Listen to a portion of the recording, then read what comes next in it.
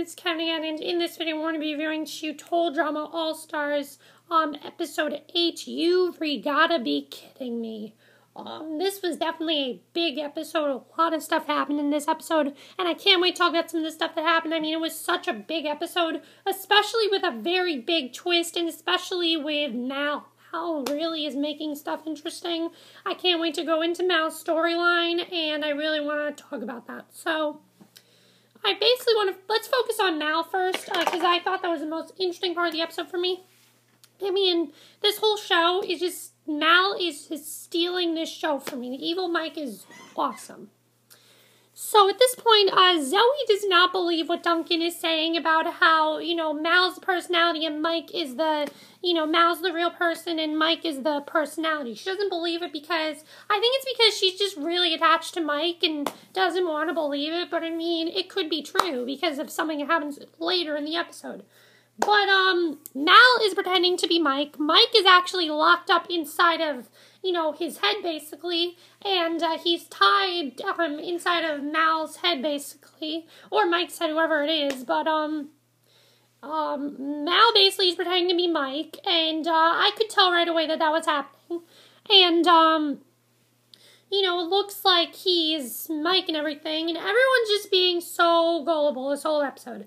Now, Duncan is trying to tell everyone that, oh, no, you gotta listen to me. That is Mal. It's not Mike. And, yeah, so I thought that was very, very big. I really thought that was very, very big that happened, what happened there, that no one is really believing Duncan. They just think that it's Mike. They don't really think it's Mal. They just aren't believing a word he's saying to them.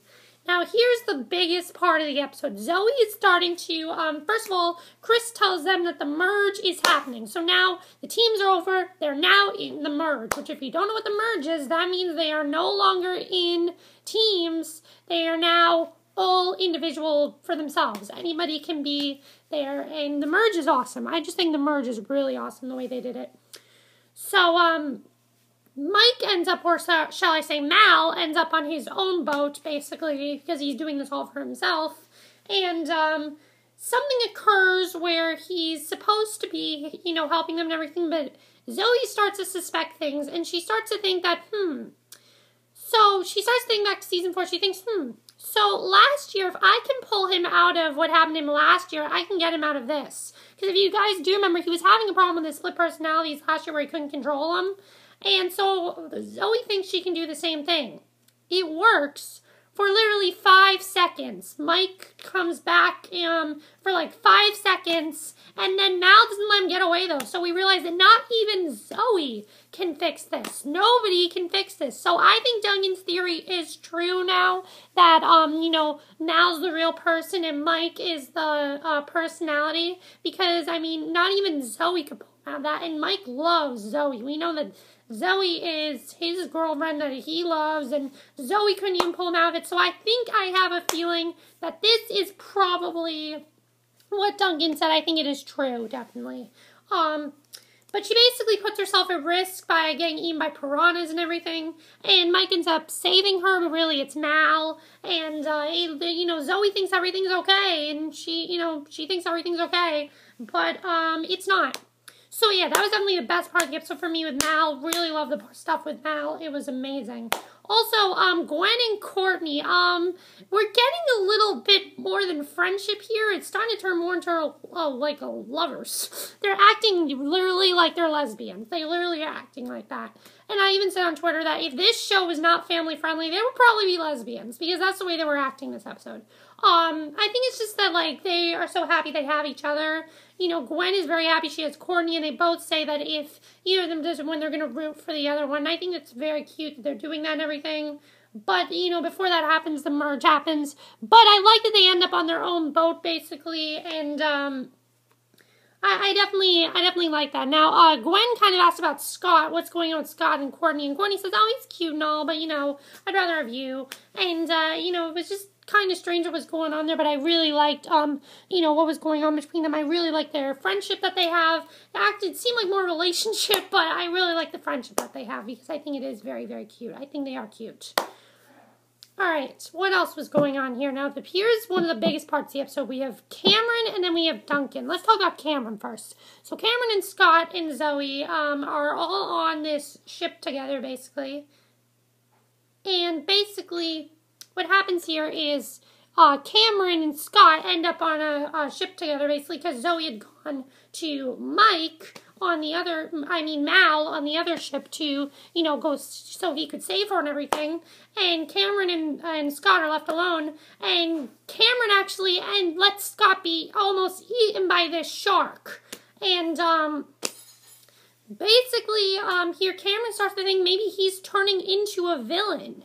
And you know what? Honestly, I don't think that's what's going on. I think that is what's going on. I mean, it's not surprising at all. I mean, he was on the villain side. He could possibly be turning into a villain. Maybe he's just going a little crazy. Or maybe he just wants money for himself. I mean, that's what it could be. I think he just wants it for himself and really wants to win. So that's why he did that. But he thinks he's turning into a villain. And that's what's going on with Cameron, basically. Then we get to the biggest part of the episode with Duncan. Now, as I said before, Duncan was trying to prove to everyone, everything. But he's also trying to prove that he's still the badass that he used to be. He still is being like a hero and everything, and he's tired of it. So he sees that they're sailing towards Chris's house, and he sees this like bomb or something, or like this firecracker, and he basically says, "Oh, I'll prove that I'm a badass and everything." And he ends up destroying Chris's house, like completely destroying it. It's demolished. There's nothing he can do to fix it. And, it ends up being destroyed and everything. And, Chris was very upset about this. And then when we get to the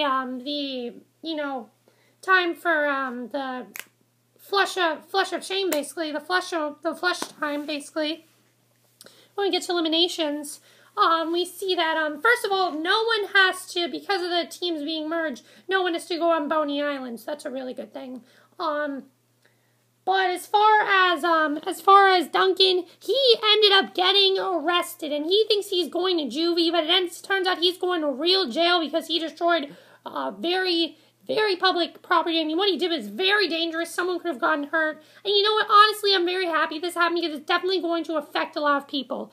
Duncan is the only one left there who does not think that he knows the truth about Mal, who is not just joking about it. I mean, he tried to tell Gwen and Courtney they were just joking about it. He tried to tell Zoe, she didn't believe it. I mean, he couldn't go through to anybody. So now we're going to have Mal, but it's going to be way too late. So it looks like Cameron's about to go home.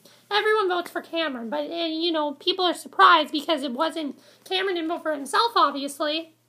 And it turns out that Cameron is actually safe.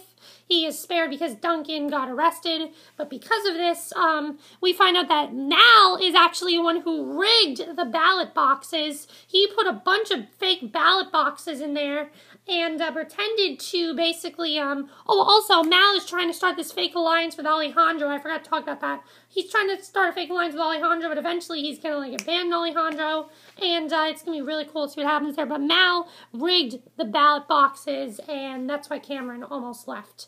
And that's how the episode ends, basically. So, yeah, I definitely enjoyed this episode. It was very intense. I mean, very crazy episode, especially with Mal and everything that's going on with him. Let me know what you guys saw this episode. Are you happy Duncan left? I think really Duncan leaving is a big story development because definitely once people find out that, Duncan was right there, it's going to be way too late for them to figure out that Duncan was right.